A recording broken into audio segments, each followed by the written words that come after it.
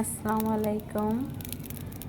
আজকে আমি দেখাবো আপনাদেরকে পপকর্ন ভেজে। আসলে নর্মালি যে ভুট্টাগুলো কিনতে পাওয়া যায় এটা দিয়ে যে বাসায় এত সুন্দর পপকর্ন বানানো যায় তা আসলে জানতাম না।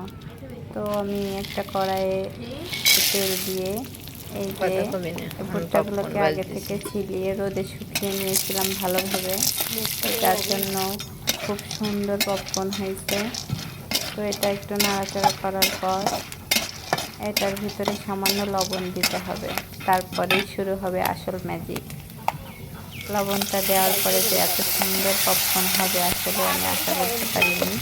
তো লবণটা দেওয়ার পর ওটা ঢেকে দিতে হবে। তো তারপর একটু পর অপেক্ষা করতে হবে, তারপর ফাইনাল রেজাল্টটা পাওয়া যাবে।